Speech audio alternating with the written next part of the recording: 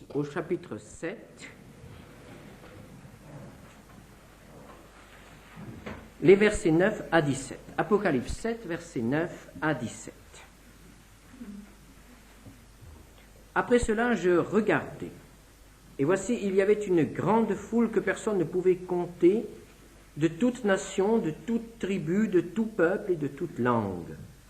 Ils se tenaient devant le trône et devant l'agneau, revêtus de robes blanches et des palmes dans leurs mains.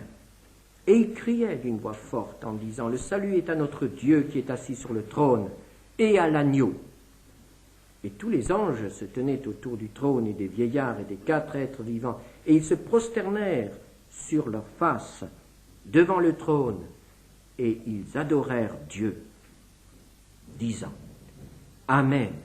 La louange, la gloire, la sagesse, l'action de grâce, l'honneur, la puissance et la force soient à notre Dieu au siècle des siècles. Amen. » Et l'un des vieillards prit la parole et me dit, « Ceux qui sont revêtus de robes blanches, qui sont-ils et d'où sont-ils venus ?» Je lui dis, « Mon Seigneur, tu le sais. » Et il me dit, « Ce sont ceux qui viennent de la grande tribulation. Ils ont lavé leurs robes et ils les ont blanchies dans le sang de l'agneau. C'est pour cela qu'ils sont devant le trône de Dieu et le servent jour et nuit dans son temple. Celui qui est assis sur le trône dressera sa tente sur eux. Ils n'auront plus faim, ils n'auront plus soif, et le soleil ne les frappera point, ni aucune chaleur. Car l'agneau qui est au milieu du trône les paîtra et les conduira aux sources des eaux de la vie, et Dieu essuiera toute larme de leurs yeux. » Nous venons de lire la description de ce qui se passe, de ce qui se passera un jour au ciel. L'apôtre Jean est en exil. Il est séparé de l'Église, il est séparé de ses frères. Il est seul. Et cette île n'est pas très engageante. C'est un rocher balayé par le vent. Et là, dans cette solitude, l'apôtre Jean a la révélation de ce qui se passe au ciel, de ce qui va un jour se réaliser sur la terre. L'apôtre Jean voit comment s'achèvera notre époque, notre civilisation, et comment va s'instaurer le règne de Jésus-Christ sur la terre. Et ici, il a une révélation de ce qui se passe devant le trône de Dieu. Le voile qui cache l'invisible à nos yeux s'écarte pour un instant. L'apôtre est l'objet d'une grâce exceptionnelle. Il nous dit, une porte était ouverte dans le ciel. Une porte ouverte. Et il a pu franchir cette porte. Et il a pu regarder ce qu'aucun homme n'a jamais vu. Et il a pu contempler cette assemblée qui se trouve devant Dieu. Il était jusque dans la présence même de Dieu. Et il nous décrit ce qu'il voit au chapitre 4, versets 2 à 4. « Je fus ravi en esprit, et voici, il y avait un trône dans le ciel. Et sur ce trône, quelqu'un était assis. Celui qui était assis avait l'aspect d'une pierre de jaspe et de sardoine, et le trône était environné d'un arc-en-ciel semblable à de l'émeraude. Autour du trône, je vis 24 trônes, et sur ces trônes, 24 vieillards assis, revêtus de vêtements blancs, et sur leurs têtes des couronnes d'or. Et il poursuit sa description. Il est en présence de Dieu. Puis au chapitre 5, il nous conduit jusqu'en la présence de l'agneau. Cette fois-ci, le trône est occupé par l'agneau, c'est-à-dire le Seigneur Jésus-Christ. Au chapitre 5, verset 6, « Et je vis au milieu du trône et des 4 êtres vivants, et au milieu des vieillards, un agneau qui était là comme immolé. Il avait 7 cornes et 7 yeux, qui sont les 7 esprits de Dieu envoyés sur toute la terre, en présence de l'agneau. C'est une vision inoubliable, inoubliable pour l'apôtre, une vision qu'il essaie de nous transmettre, mais qui en réalité est intransmissible, une vision qui est indescriptible, inexprimable, et c'est la raison pour laquelle il y a là des images qui parfois sont un peu difficiles à interpréter.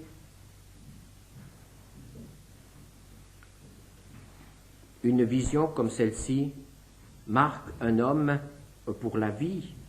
L'apôtre Paul a eu le privilège, lui aussi, d'aller jusqu'en la présence de Dieu en vision. Et il nous dit dans 2 Corinthiens 12, verset 2, jusqu'au verset 4, « Je connais un homme en Christ qui fut, il y a 14 ans, ravi jusqu'au 3e ciel. Je sais que cet homme, si ce fut dans son corps ou sans son corps, je ne sais, Dieu le sait, fut enlevé dans le paradis et qu'il entendit des paroles ineffables qu'il n'est pas permis à un homme d'exprimer. » Ces hommes ont été marqués par ce qu'ils ont vu. Car quel privilège pour un homme d'être conduit, d'être admis jusqu'en la présence même du Dieu saint. Et ici, l'apôtre décrit cette grande assemblée qui se trouve devant le Seigneur. Au verset 11 du chapitre 7, il parle des anges, des 4 êtres vivants, et nous avons aussi vu au chapitre 4 qu'il y avait là 24 vieillards. Ces anges, ces êtres vivants, ces vieillards sont des autorités spirituelles, des êtres supérieurs, des créateurs, des serviteurs de notre Dieu. Ils sont là devant le Seigneur. Ils sont là à son service, accomplissant ses ordres. Ils sont là pour la gloire de Dieu, en activité, obéissant, accomplissant son œuvre, tantôt sur terre, tantôt ailleurs, pour les anges. Mais cette fois-ci, ils sont rassemblés devant le Seigneur. Non pas pour faire rendre compte de ce qu'ils ont fait, non pas pour recevoir de nouveaux ordres, mais cette fois-ci, ils sont rassemblés en présence du Seigneur pour adorer. Pour adorer. Au verset 12, il disait la louange, la gloire, la sagesse et tout ce qui est dit dans ce texte. Ils sont là pour adorer le Seigneur. Quelle leçon! Quelle leçon pour nous! Ces êtres supérieurs, ces anges, ces autorités, prennent un temps qui est réservé à l'adoration. À l'adoration. On pourrait se demander, mais à quoi bon? À quoi bon ces rassemblements d'êtres célestes? Est-ce que les anges n'adorent pas toujours Dieu? Est-ce qu'ils ne sont pas constamment au service de Dieu, dans les louanges? Eh bien non, l'Apocalypse nous montre qu'il y a des temps d'arrêt. Il y a des moments où ces anges viennent pour célébrer les louanges, pour glorifier Dieu. Quelle leçon pour nous! Nous nous laissons si facilement soustraire à cette convocation de Dieu. Il faut si peu de choses pour que notre place reste vide le dimanche matin. La santé, qui n'est peut-être pas tout à fait ce qu'elle devrait être, le travail qui devient souvent un Dieu, un maître auquel nous obéissons davantage qu'à celui que nous reconnaissons, que nous proclamons comme étant notre maître, notre créateur. Ah, que le dimanche ne se passe pas sans que nous ayons eu un moment où nous avons pu adorer le Seigneur avec des frères, que ce soit ici ou ailleurs, qu'importe, mais que nous adorions le Seigneur. Le dimanche nous donne l'occasion de prendre un moment pour adorer le Seigneur. Alors ne permettons pas à l'ennemi de nous ravir ce privilège.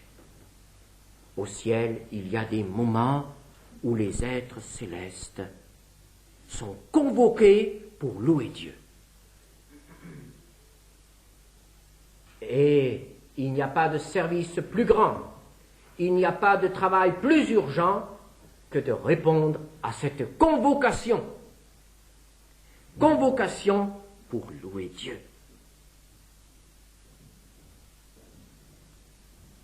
Et il y a aussi dans ce tableau la foule. Une foule.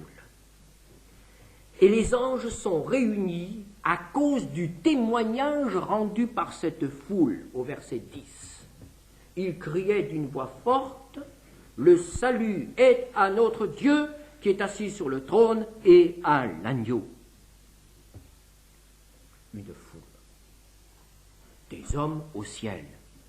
Nous comprenons qu'au ciel, il y ait des anges. Nous comprenons qu'au ciel, il y ait des êtres supérieurs. Il y ait les archanges, les séraphins et les chérubins. Tout cela, nous le comprenons. Mais quel étonnement d'y trouver des hommes. Quand on sait ce qu'est un homme, quand on sait ce qu'il y a dans le cœur de l'homme,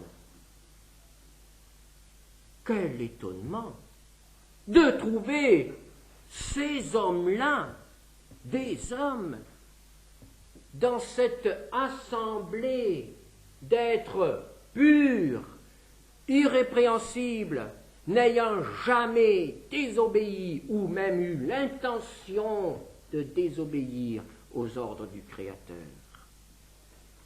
Des hommes au ciel, comment cela est-il possible? Comment des hommes peuvent-ils subsister devant le Dieu trois fois saint? C'est une chose tellement étonnante que l'un des vieillards pose la question. Ceux qui sont revêtus de robes blanches, qui sont-ils et d'où sont-ils venus?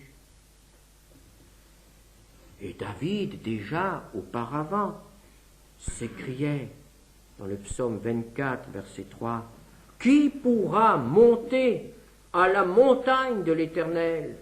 Qui s'élèvera jusqu'à son lieu saint? » Qui sont-ils? Qu'ont-ils fait? Quels sont leurs exploits? Quels sont leurs mérites?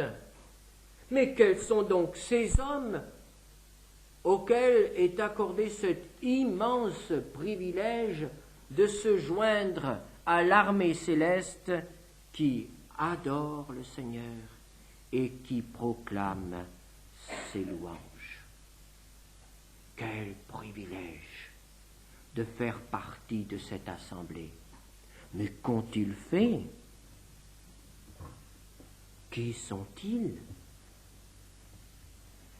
La réponse nous est donnée au verset 14. Ce sont ceux qui viennent de la grande tribulation. Ils ont lavé leurs robes et ils les ont blanchies dans le sang de l'agneau. Nous avons la réponse historique. C'est-à-dire, nous savons qui sont ces hommes, quelle est cette assemblée. D'où viennent-ils et qu'ont-ils fait? Eh bien, ils viennent de la grande tribulation. nous est-il dit. Alors qu'est-ce que cette grande tribulation? La grande tribulation nous apprend, nous dit la Bible, sera une période extrêmement difficile sur la terre. Satan réussira à séduire les hommes et à susciter un homme qui exercera son pouvoir sur la terre. Cet homme est appelé dans la Bible l'Antichrist, la bête.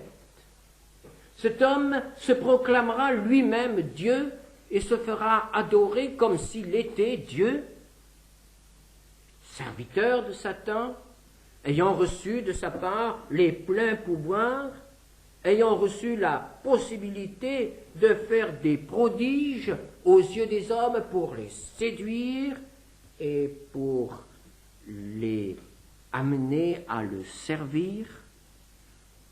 La grande tribulation s'abattra sur Israël et aussi sur tous ceux qui ne voudront pas adorer l'Antichrist. Et ces hommes-là seront torturés, ces hommes-là seront malmenés, ces hommes-là seront emprisonnés, ces hommes-là seront tués.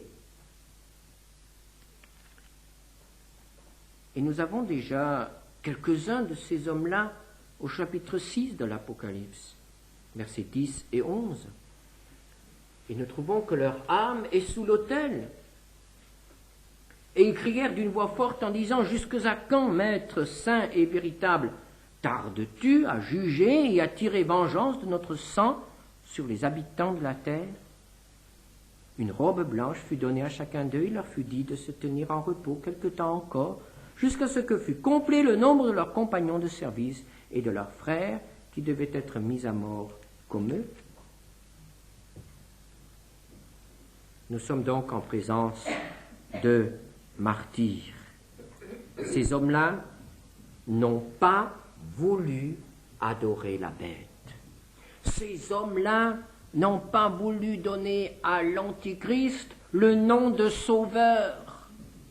Ces hommes-là ont refusé de dire « Le salut est en l'Antichrist ». Cet homme-là, c'est la bête qui nous apporte le salut. Ils ont refusé de proclamer ce message. Et c'est à cause de ce refus qu'ils ont été tués. Et maintenant, ils sont devant le trône de Dieu et ils s'écrient « Le salut est à notre Dieu ». Dieu seul est le véritable sauveur. Dieu seul accorde le vrai salut, le salut éternel. Certes, les hommes et Satan à leur tête peuvent faire du mal à notre corps, peuvent nous torturer, peuvent nous ôter la vie, mais le salut appartient à Dieu.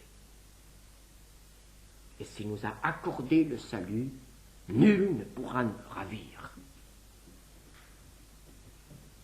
Le salut est à notre Dieu. Ce sont donc des martyrs qui sont là, devant Dieu. Mais qui étaient-ils? Qui étaient-ils auparavant?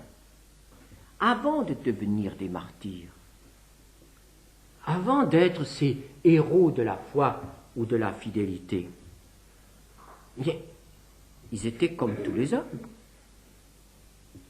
Ce que nous avons été auparavant, avant d'avoir accepté Christ comme notre Sauveur, eux aussi étaient des enfants de ténèbres. Eux aussi étaient serviteurs de Satan. Eux aussi étaient des rebelles. Eux aussi étaient des pécheurs. Eux aussi étaient des hommes qui avaient fait pas mal de choses dans leur vie qui déplaisaient à Dieu. Par exemple, comme ces Corinthiens, auxquels l'apôtre écrit dans 1 Corinthiens 6, verset 10, après leur avoir parlé de pas mal de choses. Après les avoir mis en garde contre l'injustice, l'apôtre Paul poursuit: ne vous y trompez pas, ni les impudiques, ni les idolâtres, ni les adultères, ni les efféminés, ni les infâmes, ni les voleurs, ni les cupides, ni les ivrognes, ni les outrageux, ni les ravisseurs n'hériteront le royaume de Dieu. Nous sommes bien d'accord. Et l'apôtre poursuit: et c'est là ce que vous étiez, quelques-uns de vous. Quelques-uns avaient été des impudiques. Ils avaient vécu dans le péché. Ils avaient perdu le sens de la pudeur, de la mesure. Ils se vautraient dans la débauche. Quelques-uns avaient été des idolâtres, rendant à la matière le culte qui ne peut être rendu qu'à Dieu. Quelques-uns avaient été des adultères, péchant contre la fidélité, contre l'amour, contre les engagements. Et cela continue, les efféminés, les infâmes, les voleurs, les cupides, etc. Ils avaient été ces choses. Mais l'apôtre Paul poursuit: mais vous avez été lavés. Vous étiez ces choses, mais vous avez été lavés. Lavés comment? Par le sang de Jésus. Ne soyons donc pas étonnés de trouver dans l'Apocalypse cet hymne à la gloire du sang de l'agneau. Apocalypse 1, verset 5, par exemple: à celui qui nous aime, qui nous a délivrés de nos péchés par son sang. Et l'apôtre Paul écrit aux Éphésiens que nous avons la rédemption par son sang. Et l'apôtre Jean écrit dans sa première épître, chapitre 1er, verset 7, que le sang de Jésus nous purifie de tout péché. Le sang de Jésus. Seul moyen par lequel nous pouvons être purifiés. Aucun péché ne peut être ôté par nos propres efforts. Nous ne pouvons pas nous racheter nous-mêmes. Le seul prix du rachat, c'est le sang de Jésus. Nous n'obtenons la purification de nos péchés que par l'efficacité, par l'action du sang de Jésus. Il n'y a pas d'autre moyen, même pour les péchés des enfants de Dieu. Mais il n'y a pas de moyen supérieur. Le sang de Jésus peut effacer les péchés, tous les péchés du passé, les péchés de ces ivrognes, les péchés de ces adultères, les péchés de ces infâmes, les péchés de ces impudiques, les péchés de ces meurtriers, les péchés de ces idolâtres ont été effacés par le sang de Jésus. Leur conscience a été purifiée par le sang de Jésus. Nul péché ne résiste au sang de Jésus s'il y a la repentance et la foi. Nul péché. Et nous n'avons à rester couverts d'aucun péché du passé. Nous pouvons nous les apporter tous au Seigneur, quel qu'il soit. Le sang de Jésus a le pouvoir de nous purifier. Alors pourquoi sont-ils là, ces hommes, ces femmes? Est-ce parce qu'ils sont des martyrs? Est-ce parce qu'ils ont donné leur vie par fidélité, par amour pour l'agneau? Non, ils sont là à cause de l'agneau. Ils sont là parce qu'ils ont lavé leur robe dans le sang de l'agneau. Voilà la raison. Ils ne sont pas là à cause de leur martyr. Même le martyr ne nous fait pas mériter le ciel. Ne nous ouvre pas la porte du ciel. Qu'est-ce qui nous ouvre la porte du ciel? Le sang de l'agneau, le sang de Jésus, qui agit dans notre vie et nous purifient. Ils sont là à cause du sang de l'agneau. Ils ont lavé leur robe. Et voyez-vous, c'est là aussi notre histoire. Si un jour nous sommes en présence de Dieu, c'est un véritable miracle. Je connais mon cœur, je connais mon caractère, mon tempérament, mon passé. Je ne me fais aucune illusion. Je ne serai pas un jour en présence de Dieu parce que j'ai servi le Seigneur pendant un certain nombre d'années de ma vie. C'est une grâce que le Seigneur nous accorde de le servir. Et nous n'avons aucun mérite. Je ne serai pas un jour en présence du Seigneur parce que je suis meilleur qu'un autre. Ce n'est pas vrai. Je suis comme les autres. Nous sommes tous de la même pâte.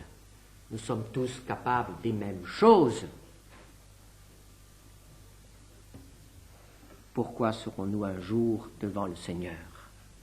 Seulement parce que le sang de Jésus nous a purifiés, nous a lavés. Il n'y a pas d'autre réponse. Il n'y a pas d'autre moyen. Tous nos mérites, tous nos efforts sont inutiles si cette première condition n'a pas été remplie.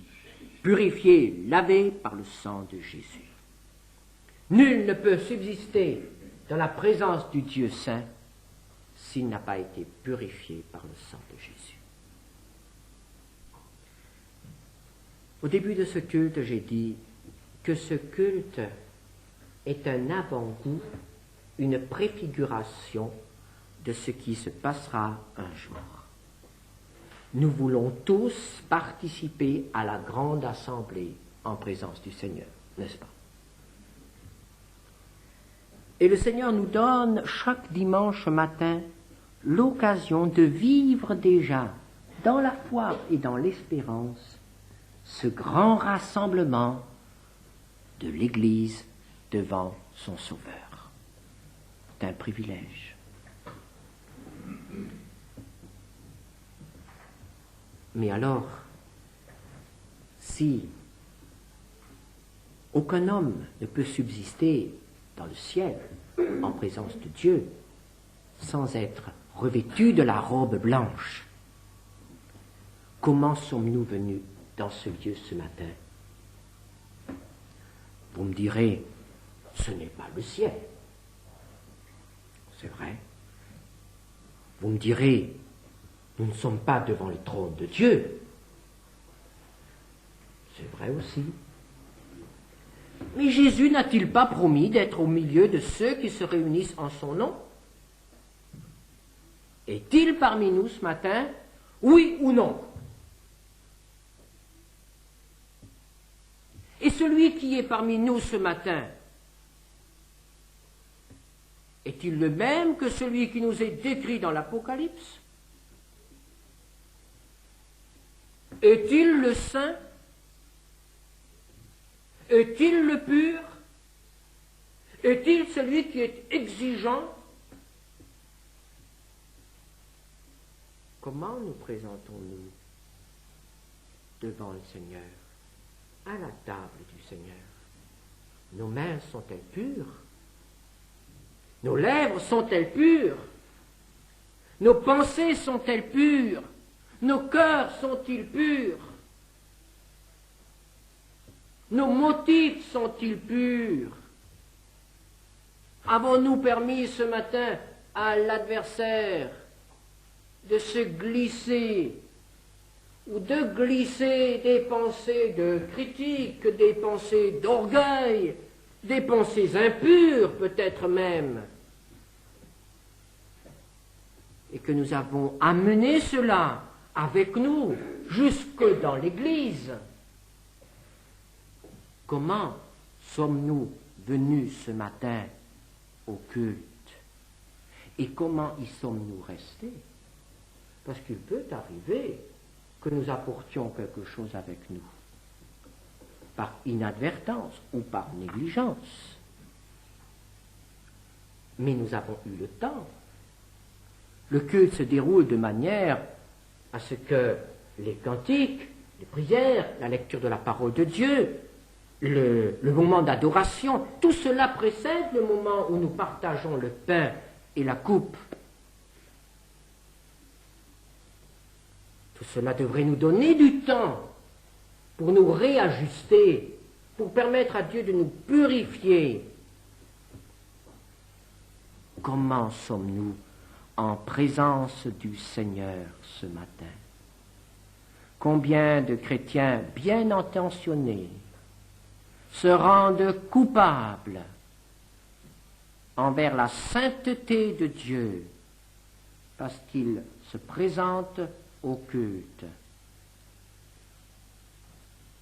en oubliant la majesté de Dieu. La parole de Dieu nous dit dans l'Ecclésiaste chapitre 9, verset 8, « Qu'en tout temps tes vêtements soient blancs. » Le sang de Jésus est là, à notre disposition, instant après instant. Nous n'avons pas à garder une tache sur notre robe blanche. Nous pouvons aussitôt apporter cela au Seigneur et lui dire, oui Seigneur, tu vois, j'ai péché, je te confesse cela. Et le Seigneur purifie. C'est pourquoi nous sommes responsables de nos négligences. Nous sommes responsables parce que nous manquons de respect à notre Dieu. Et nous ne faisons pas usage du sang de son Fils bien-aimé lorsque nous nous présentons au culte dans des dispositions qui ne sont pas à sa gloire. Il faut que nous nous comprenions bien. Nous ne serons jamais dignes d'être en présence du Seigneur. Nous devons toujours avoir conscience de nos faiblesses, de nos limites et de notre indignité. Mais il y a une différence entre cette conscience d'être des pécheurs et le recours constant au sang de Christ qui nous purifie. Des pécheurs, oui, mais des pécheurs pardonnés, des pécheurs purifiés. Oui.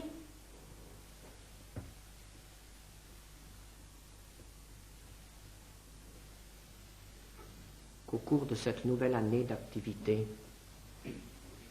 la rencontre du dimanche matin soit considérée par chacun d'entre nous comme ce qu'il y a peut-être de plus précieux dans la semaine. Ce qu'il faut préparer le plus soigneusement. Parce que c'est son heure. Parce que c'est ce moment où le Seigneur, par sa grâce, nous donne un avant-goût de la grande fête qui aura lieu dans le ciel.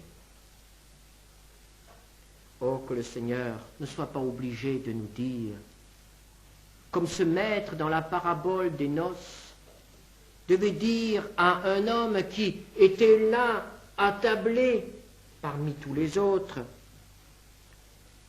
mais qui n'avait pas pris la précaution de mettre son habit de noces. Il était venu sans être purifié. Et le Seigneur lui dit, Matthieu 22, 12, « Mon ami, comment es-tu entré ici sans avoir un habit de noces? Comment es-tu entré ici ce matin? Et comment allons-nous en sortir? » Peut-être quelqu'un parmi nous ce matin dit, « Mais moi, je n'ai jamais eu le pardon de mes péchés. Moi, je n'ai pas conscience d'être sauvé. Je n'ai jamais eu recours au sang de Jésus pour me purifier.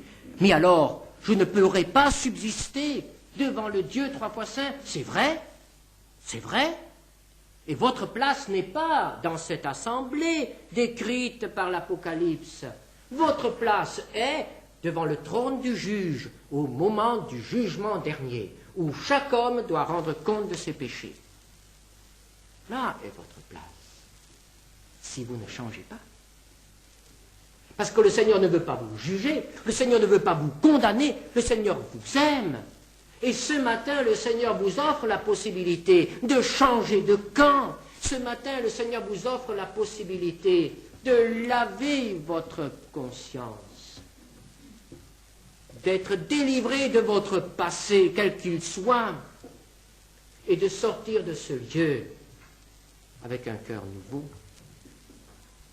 Si dans votre cœur vous criez à lui maintenant et vous lui dites « Seigneur, je la veux cette robe blanche.